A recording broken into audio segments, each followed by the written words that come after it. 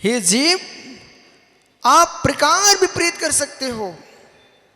जहां हमने 5 इंद्रिय की व्याख्या की है, वहां चक्रेश ने 10 इंद्रिय की व्याख्या की है।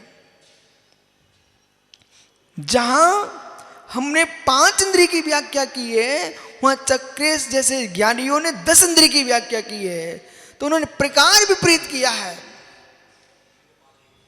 इंद्रियां 5 ही होती हैं। 5 ज्ञानेंद्रिय और 5 कर्मेंद्रिय, ऐसा कह करके जो 10 इंद्रियों की व्याख्या की है अन्य दर्शनों में, परंतु ज्ञानियों जिन्होंने जो कर्मेंद्रिय गिनाई है 5, वे ज्ञानी 5 कर्मेंद्रिय स्पर्श इंद्रिय में आती हैं। अरे देव कुमार शास्त्री जी, ज्ञानी 5 की 5 जो कर्मेंद्रियां हैं वे सब स्पर्श इंद्रिय में आती हैं। अब आइए, व्यवहार कितना गहरा है। जो कुछ तुम सुन रहे हो, ये व्यवहार नए से सुन रहे हो। हे जीव, हे जीव, आकाश का धर्म, काल का धर्म और आकाश का धर्म, पृथ्वी का धर्म, जल का धर्म, सुनते हैं ना, वनस्पति का धर्म, एक एक धर्म गिना दिए। ये धर्म के स्वभाव का विपर्यास, ये अतत्व। जहां एक धर्म होगा वहां 4 धर्म नियम से होंगे। सुन रहे सब महात्मा, जहां एक धर्म होगा, यह है द्रव्यानुग की अंदर की प्रूपणा, और इसी को दार्शनिक दृष्टि की व्याख्या कहते हैं। जैसे जल में आपने 2 धर्म मान लिए, परंतु आगम क्या कहेगा? नहीं, यदि जल में स्पर्श धर्म मानते हो, स्पर्श रस गंध वर्ण 4 होंगे। चाहे जल हो, पृथ्वी हो, अग्नि हो, वायु हो, जहां पर एक धर्म होगा वहां 4 धर्म होंगे। आत्मा, जीव द्रव्य पाइए। तो जीव द्रव्य की व्याख्या में हम व्याख्यान करेंगे विशेष दृष्टि से, तो हम भेदों को देखेंगे। हम व्याख्यान करेंगे सामान्य दृष्टि से, तब में निगोदिया से सिद्धों में कोई भेद नहीं करेंगे। चैतन्यात्मा, चैतन्यात्मा चिद चिद है। ज्ञान दर्शन सिद्धों के पास है, ज्ञान दर्शन निगोदिया के पास है। ये सामान्य कथन क्यों? ये वस्तु के वस्तुत्व की व्याख्या है। ये वस्तु के वस्तुत्व की व्याख्या है। वस्तु के विशेष धर्म पर व्याख्यान करेंगे तो सिद्ध भगवान शुद्ध चेतनित्व गुण से युक्त हैं, और संसारी जीव निगोदिया आदि अशुद्ध चेतनित्व से युक्त है। बराबर ज्ञान चेतना का भुक्ता सिद्ध परमेश्वर है। शुद्ध ज्ञान चेतना का भुक्ता, ये विशेष व्याख्यान है। क्या निगोदिया में ज्ञान नहीं है? निगोदिया में ज्ञान है, परंतु उसको गौण करके कर्म सापेक्ष बंद व्याख्या है। वो बंद व्याख्या विभार नए द्वैत को देखता है। बंद में भी द्वैत, मोक्ष में भी द्वैत। बाहर नहीं घूम रहे आप, वहीं हो। बंद में भी द्वैत, मोक्ष में भी द्वैत। अब जब इस प्रकार के तत्व के निर्णय में जीव लीन हो गया, उस समय अशोक जैसे दर्पण देखते समय तुम्हारे पास इच्छा थी दर्पण देखने पर, दर्पण था नहीं तुम्हारे पास। तो पानी में चेहरा देख रहे थे। और पानी में चेहरा देखते समय जब पानी स्थिर हुआ, उसी समय तुम्हारे मित्र भैया बैठे ना बगल में, उसने धीरे से एक पत्थर डाल दिया। उसका काम ही पत्थर फेंकना है। और जैसे भैया ने पत्थर फेंका, यानी तो जो चेहरा दिख रहा था पानी में, वो चेहरा कहाँ चला गया? जो पानी में चेहरा दिख रहा था वो चेहरा कहाँ गया? चेहरा चेहरा है, पानी पानी है, फिर भी चेहरा क्यों नहीं दिख रहा?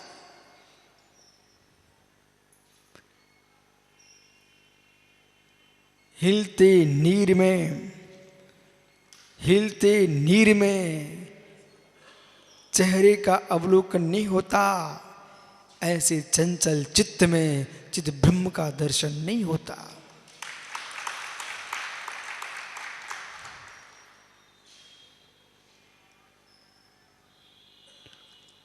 ऐसे जब तत्व की गहराई में जो व्यक्ति बैठा हो,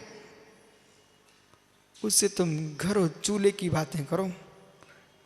जैसे चेहरा देखते समय वो भैया ने पत्थर डाल दिए दी अशोक, हाँ आप ही ने बेटा, पत्थर फेंक दिया पानी में, तो जो चेहरा देख रहा था उसके मन में क्षोभ होगा कि नहीं? ऐसी अहो श्राप को ये बीतरागी निर्गंत तपोधन श्रमण, ये तत्व में निज आत्म चेहरे को निहारते हैं। और तुम घर की बातें पूछ करके ये पत्थर मत पटको। ये रहस्य है।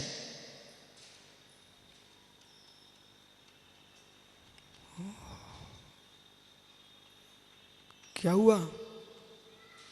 थक्के मन संकप्पे, यानी थक्के मन संकप्पे, मन के संकल्प जब थक जाते हैं तब चिद ब्रह्म का दर्शन होता है। जब तक मन के संकल्प नहीं थकेंगे तब तक चिद ब्रह्म का दर्शन संभव नहीं है।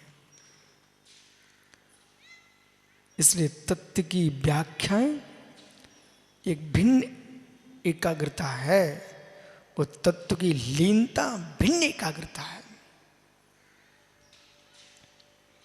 व्याख्यान के काल की एकाग्रता भिन्न है और अनुभूति काल की एकाग्रता भिन्न है। और दोनों ही कालों में, दोनों ही समयों में प्रज्ञ पुरुष को विशिष्ट प्रज्ञा का प्रयोग करना होगा।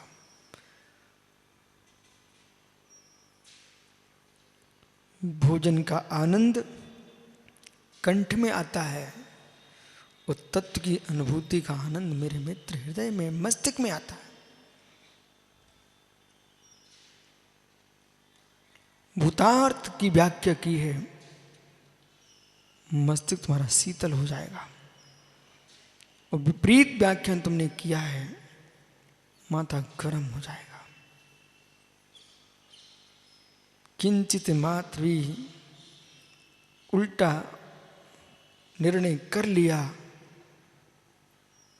शरीर भले तुम्हारा मोटा दिखता रहे पर बुद्धि तुम्हारी क्षीण हो जाएगी। जिसको बुद्धि की क्षीणता से बचना है उससे तत्व का यथार्थ निर्णय करना चाहिए।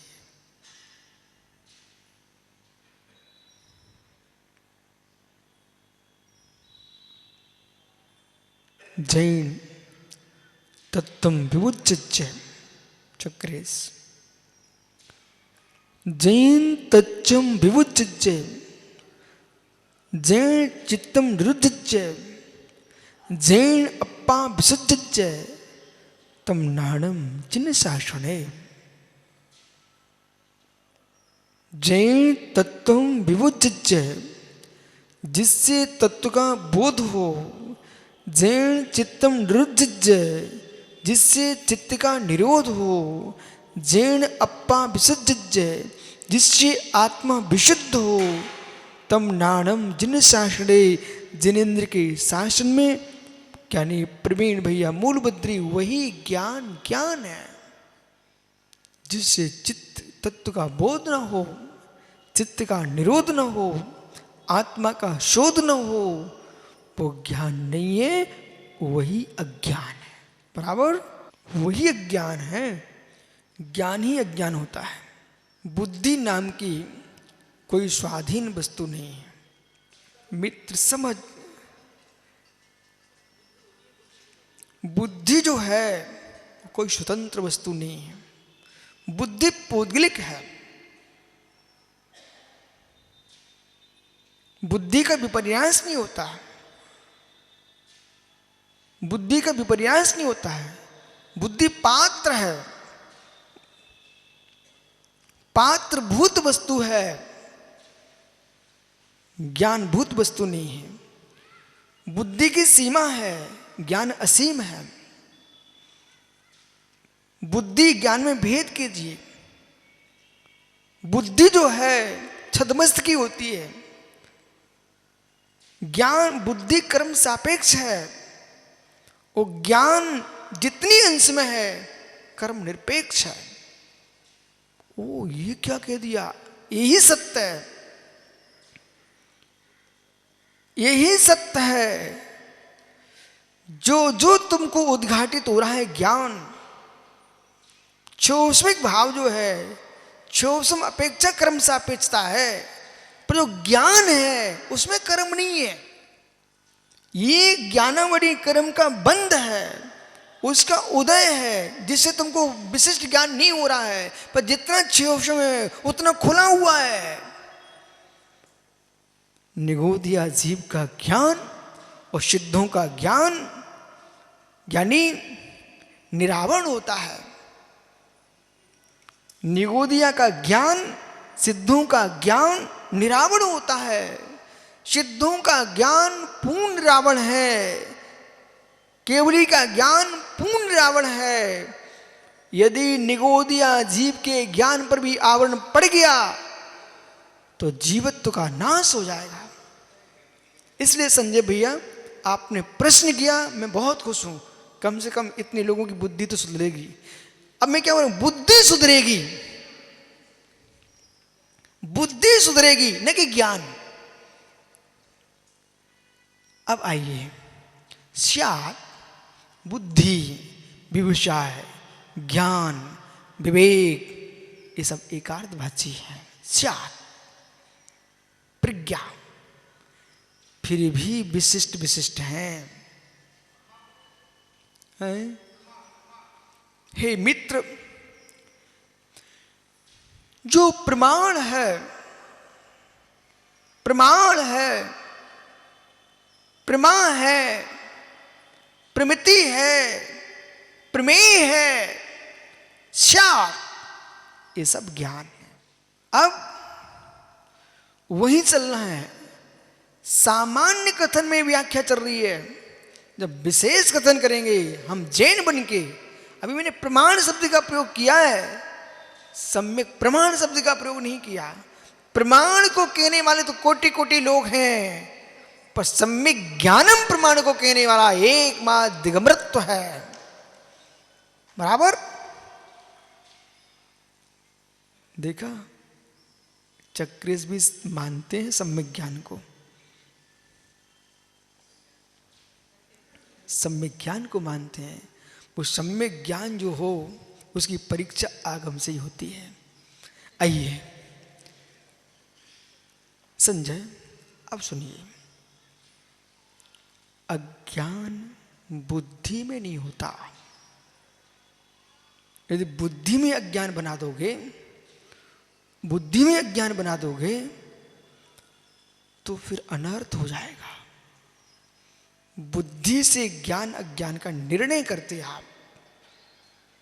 चक्र विशेष ध्यान देने की योग्य बात है।